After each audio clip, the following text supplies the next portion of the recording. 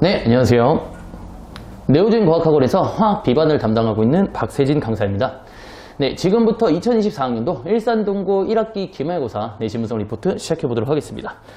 먼저 일산동고 같은 경우에는 시험 범위가 좀 타학교랑 좀 달랐습니다. 그래서 중간고사 때 이제 화학원을 진행하지 않았기 때문에 앞부분에 이제 어려운 단원인 1단원 부분이랑 그 다음에 이제 기말고사 범위에 들어가는 2단원 부분 요 두 개를 합쳐서 1, 2단원 전 범위로 좀 시험을 봤어요. 그래서 학생들 같은 경우에 시험 범위가 좀 워낙에 넓다 보니까 조금 학습량에 대해서 좀 부담을 가질 수 있었는데 실제로 시험 난이도는 되게 무난한 시험이었습니다. 그래서 보통 이제 시험 범위가 조금 넓게 되면 좀 어렵게 나오는 경우가 좀 많지는 않아요. 그래서 일단은 그렇게 기대를 하고 좀 봤는데 역시나 아니나 다를까 조금 이제 무난한 시험으로 좀 출제가 됐습니다.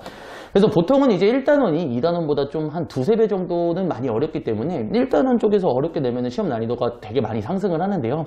문항수를 봤을 때도 1단원 문제는 뭐 절반 정도 냈지만 이게 뭐 특별하게 뭐 어려운 문제들은 많이 없었어요. 특히 뭐 화학 반응식과 양적 관계가 이제 1단원의 꽃이라면 꽃이라고 부를 수 있는데 요 부분의 문제들도 한 두 문제 정도를 제외하고 나면 정말로 이제 중정도의 난이도로만 냈었기 때문에 학생들 입장에서는 시험을 보면서 좀 안도하지 않았을까 좀 그렇게 생각이 듭니다. 물론 이제 2단원 쪽에서도 딱히 뭐 어려운 문제는 없었습니다. 그래서 되게 무난한 시험이었다 이렇게 말씀을 드릴 수가 있고요.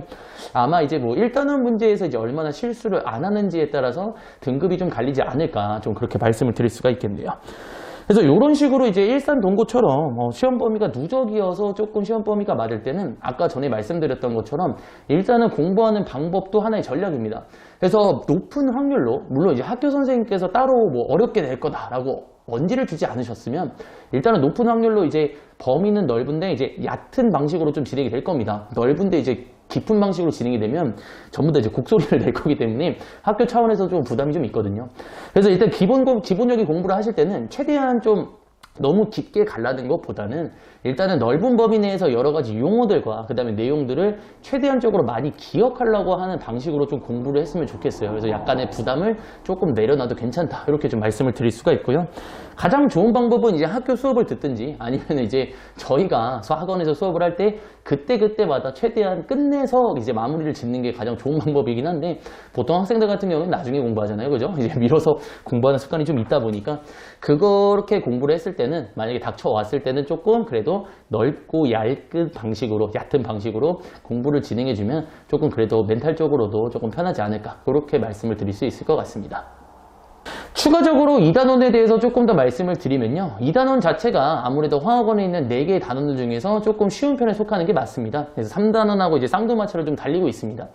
다만 이제 2단원 내용이 쉽다 보니까 쉽다는 거 이제 어떻게 보면 암기해야 될 부분이 많다. 요거랑 이제 또 동일시 되거든요. 그래서 이제 많은 학생들이 조금 방심을 하는 경우가 있어요. 요 정도 내용이면은 뭐 대충 해도 되지 않을까 이렇게 생각을 하는데 절대로 방심하시면 안 됩니다. 2단원 자체는 아까 말씀드렸다시피 모든 학생들이 다 통용적으로 쉽게 느껴지는 부분이다 보니까 점수는 무조건 오르는데 등급이 오르지 않는 무조건 그런 현상이 나타날 수밖에 없어요. 그렇기 때문에 무조건 꼼꼼하게 정리를 해서 여러 가지 용어들에 대한 뜻을 정확하게 이해를 하시고 그 다음에 그 원리가 나타나는 부분도 꼼꼼하게 가져가야 그 용어들을 기억한 상태에서 문제에 적용하는 식으로 조금은 공부를 하는 게 조금 도움이 많이 되지 않을까 그렇게 좀 말씀드릴 수 있습니다.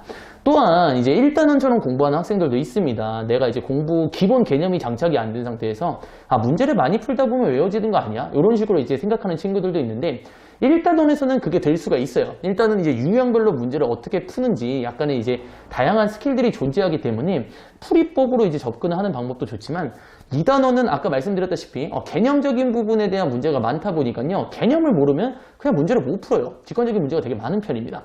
그래서 꼼꼼하게 개념 정리를 한 후에 그 다음에 문제풀이를 진행하는 게 훨씬 더 큰 도움이 될 것이다. 이렇게 일단은 2단원을 정리하는 방법에 대해서 좀 말씀드리고 싶었습니다. 네, 이로써 내신 분석 리포트는 여기서 마무리하도록 하겠습니다. 시청해주셔서 감사합니다.